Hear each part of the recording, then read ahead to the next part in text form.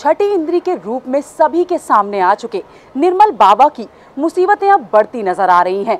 जी हाँ, अजीबोगरीब उपायों से लोगों की बड़ी से बड़ी समस्याओं को दूर करने का दावा करने वाले निर्मल बाबा पर लखनऊ शहर के 2 बच्चों ने एफआईआर दर्ज करने की मांग की है।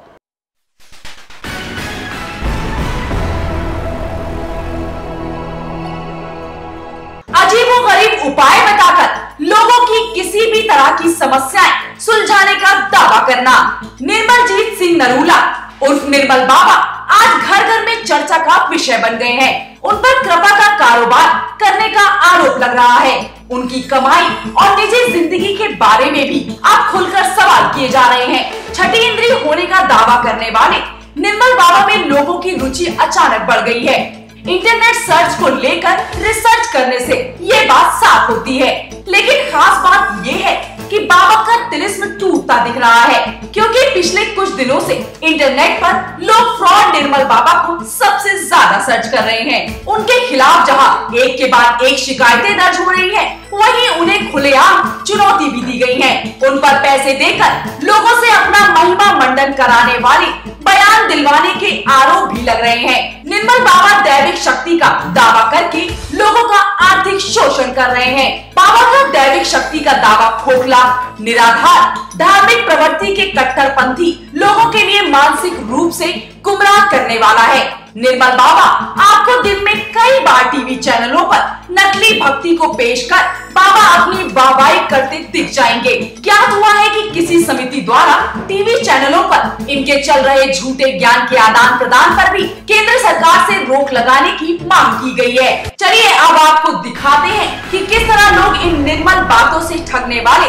निर्मल बाबा पर आक्रोशित हैं। निर्मल बाबा के इस ढोंग से सिर्फ यही नहीं, बल्कि लखनऊ शहर के इन 2 बच्चों ने भी निर्मल बाबा के खिलाफ शिकायत दर्ज कराई है। लखनऊ के आईपीएस अमिताभ ठाकुर और समाज सेवी नूतन ठाकुर के दोनों बच्चों तान्या ठाकुर और आदित्य ठाकुर पूरी तरह से निर्मल बाबा के समागमों और उनकी आम जनता को गुमराह करने की इस प्रवृत्ति से खासा नाराज है। मेरा मानना है कि निर्मल बाबा टीवी के माध्यम से और अपने समागमों के माध्यम से अंधविश्वास को बढ़ावा दे रहे हैं और हमारे देश की भोली भाली जनता को में अंधविश्वास फैला रहे हैं और उनके साथ धोखाधड़ी भी कर रहे हैं। जब मैंने टीवी पे लगातार देखना शुरू किया निर्मल बाबा के बारे में, रोज़ आ रहा था, तब मुझे लगा कि इनकी बातों से जो लोग हैं वो एक तरह से बहुत ही पुरातन पंथी वाली विचारधारा में वापस जा रहे हैं। तो मैंने अपनी मम्मी से पूछा इसमें आगे क्या किया जा सकता है, जिन्होंने सलाह दी कि इस बारे में एफआईआर हो सकती है। आईपीसी की धारा 417, 419, 420 और 508 पे एफआईआर दर्ज हो और हम लोगों ने एक निष्पक्ष जांच की मांग की थी। आदित्य और तान्या की शिकायत दर्ज करने के विषय में और आगे की कार्रवाई के बारे में पूछे जाने पर लखनऊ एसपी ट्रांस गोमती ने बताया कि तान्या ठाकुर, आदित्य ठाकुर, इन दोनों बच्चों ने 2 दिन पहले थाना गोमती नगर में निर्मल बाबा के द्वारा फैलाए जा रहे आडंबर के संबंध में प्रार्थना पत्र दिया। इस प्रार्थना पत्र की जांच थानाध्यक्ष गोमती नगर के द्वारा की जा रही है। क्योंकि ये प्रकरण पूरे भारतवर्ष से संबंधित है, इसलिए जांच के बाद ही इसमें किसी प्रकार की कार्रवाई किया जाना संभव होगा। निर्मल बाबा का ये धार्मिक खेल सिर्फ यही खत्म नहीं होता। निर्मल बाबा की और भी कई सच्चाइयां सामने आई हैं, जिनमें रायपुर के डीडी नगर थाने में दर्ज शिकायत में टीवी चैनलों में दिखाए जा रहे थर्ड आई निर्मल बाबा कार्यक्रम में लोगों की समस्याओं का समाधान करने का दावा करने वाले निर्मल बाबा पर पाखंडी होने का आरोप लगाया गया है।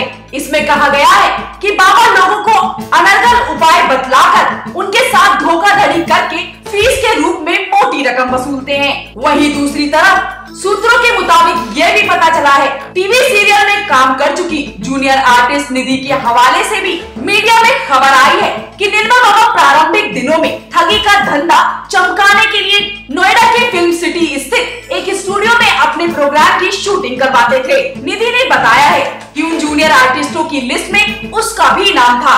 बाबा की पोल खोलते हुए निधि कहती है कि शुरुआत के 2 महीने तक निर्मल बाबा ने अपने ही आदमियों और जूनियर आर्टिस्टों से प्रश्न पूछवाए। इन सब के अलावा चतरा झारखंड से सांसद और झारखंड विधानसभा के स्पीकर रह चुके इंदर सिंह नामधारी ने निर्मल बाबा का अतीत बताया है। बाबा के बारे में कहीं कोई निजी जानकारी आम नहीं है। आज निर्मल बाबा के दुनिया भर में लाखों भक्त है, लेकिन उनके जीजा नामधारी को उनका तरीका पसंद नहीं आता। नामधारी का दावा है कि निर्मल बाबा उनकी बात नहीं मानते हैं। इस मुद्दे पर अपनी निराशा जाहिर करते हुए नामधारी ने कहा, मैं कहता हूँ कि ईश्वरीय कृपा से यदि कोई शक्ति मिली है तो उसका उपयोग जन कल्याण में होना चाहिए। बात अगर निर्मल बाबा की ही करें तो आज जिस मुकाम पर वो हैं, वे अगर जंगल में भी रहे तो श्रद्धालु पहुँचेंगे। फिर प्रचार क्यों? पैसा देकर ख्याति बटोरकर क्या करना है? मैंने उससे कई बार कहा है कि टीवी पर ना आया करे, लेकिन वो मेरी बात नहीं मानता। अगर कोई रिश्तेदार आपकी बात ना माने तो उसमें आप क्या कर सकते हैं?